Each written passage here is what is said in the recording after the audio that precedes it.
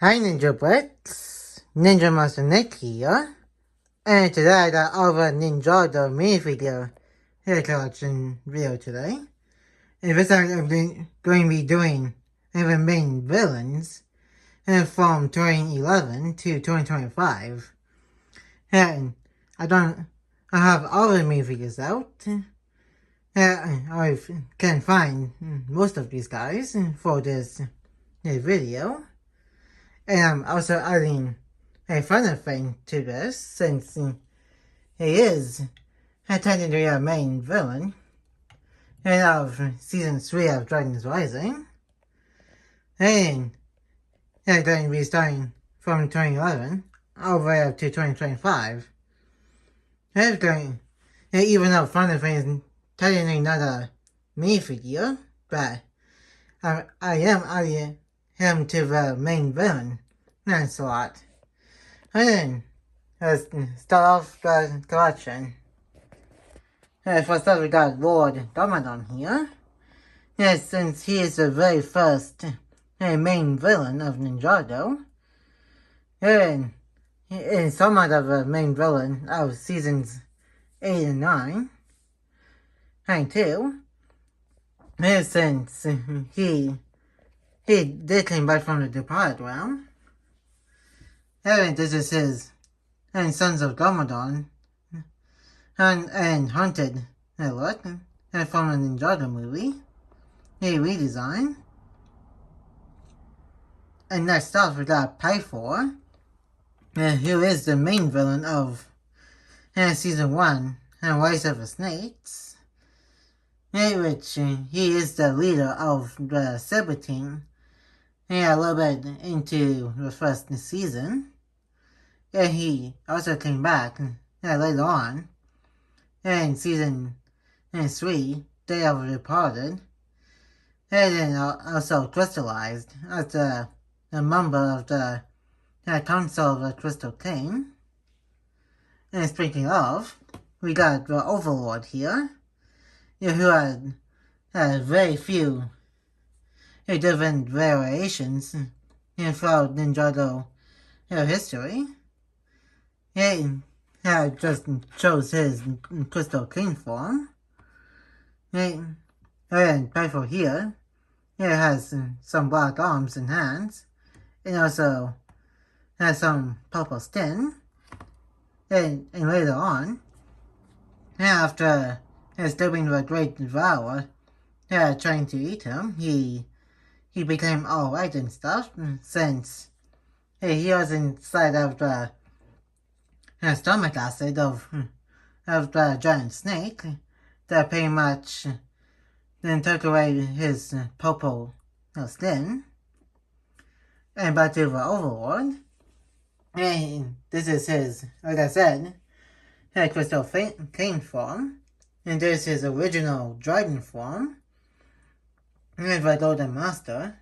And this one, which he had crystallized when he got Harumi to help him and come back to the Ninjago world. And he's been the main Ishbaga of seasons 2, 3, and crystallized. Next we got Master Chen here, who is the main villain of season 4, Tournament of Elements. And then he has this purple snake hat, which represents a Conjoy, which is where Pythor is right here, Conjoy. And Master Chen also returned for her Day of the Departed as one of the returning villains to take revenge on the ninja. And next we got Moro. Even though he became somewhat of a good guy and redeemed himself by the end of season 5, and helped lost the souls in the Spectral Lands, and later on in Dragon's Rising, but for the majority of season 5, he is pretty much the main villain, and just like Master Chen. And he also returned for Day of the Departed, mainly to help the ninja to stop Yang from returning to the land of the living. Next, we got Nalakon the Jin here, who is one of the last Jins of Ninjago, next to Eriko, which I'm still surprised that Nia never mentioned this guy to Usoa when she was explaining what a Jin is. Listen, he was originally supposed to be crystallized, which there's going to be a entirely different video of its own.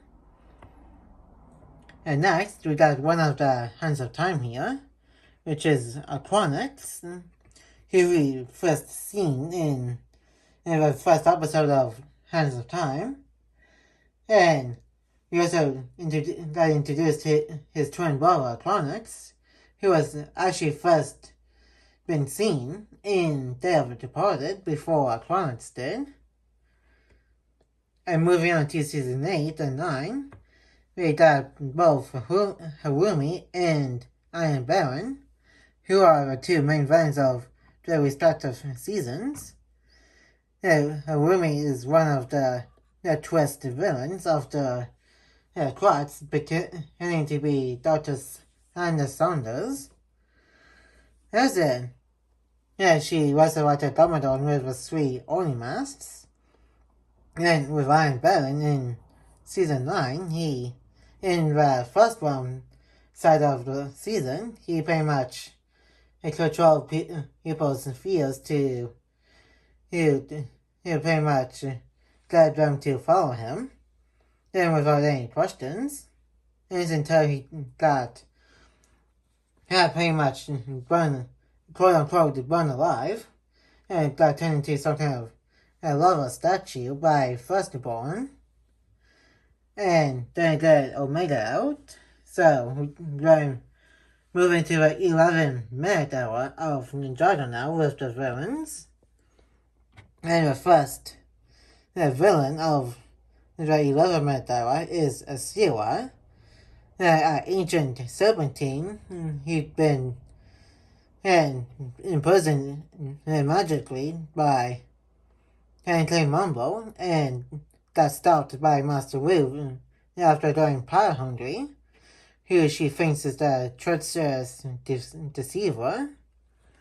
And don't have the Ice Emperor out for the Ice chapter, so moving on to season 12, Prime Empire, we got Unogami, who is sort of the villain, until the end of the season, where he is just angry that Mountain Daiwa just abandoned him.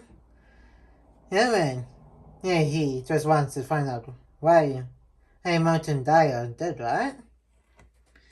Now moving on to Master of a Mountain, we got the Skull Sorcerer, aka King Vangelis, who is an other twisted villain of Ninjago. Both Sila and King Vangelis are here. Are also members of the Crystal King, along with Rumi here. And next, from Island, we got Chief Melentis, who is the chief of the keepers of the island. And not really a villain, but according to the sets and most of the island, he seems like a villain until you find out that he is actually a good guy. He was protecting the Storm Amulet given to his tribe by the first Stringency Master. And next, moving on to Seabound, we got Kalamar here. Here is the Molopian squid. Here is the majority of the season as a bad guy before he got eaten by Wajira after breaking out of his control. And that is all the villains of Monster Spinjitzu and the 11-minute hour. And now let's move on to Dragon's Rising. And then I got all of them, but I got a couple here. I got Lord Was. Right here. He wasn't really a main villain in the first season of Dragon's Rising, but he was the main villain of the majority of season 2. Until he got betrayed by the Forbidden Five, which I will include them in my next main villain collection for the next one. And then, and he's somewhat not a secondary villain in season 3 of Dragon's Rising. Then, somewhat. And now, finally, we got final thing here. Like I said at the beginning of the video, is the main villain of season 3. Even though we didn't get much out of his evilness until like episode 10. And he is going to be featured more in the second half of Dragon's Rising. And he is also called a Chaos Dragon, who also sucks people's souls to boost up his storm powers, which you can tell by the wings. And he's working out slowly, pattern-like on his wings. And now he is turned into the main guy of the special lines after Soulbane Moral's spirit. And then Moral might return, since he's technically only been absorbed.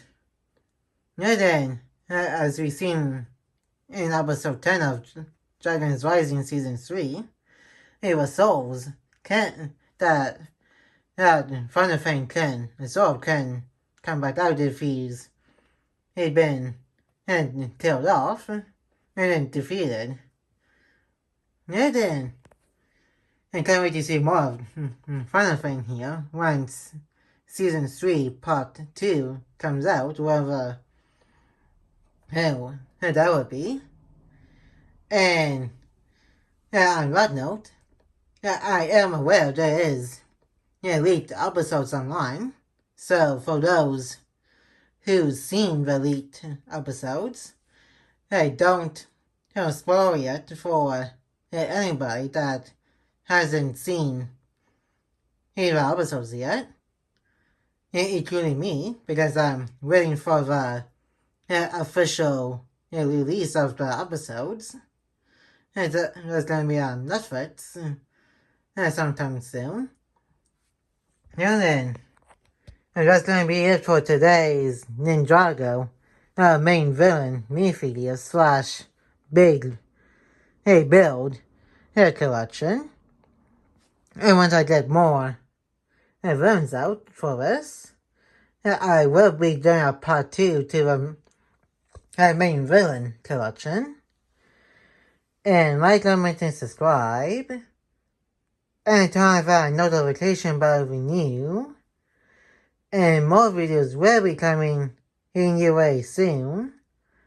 And I will see you guys next time on Ninja Master Nick.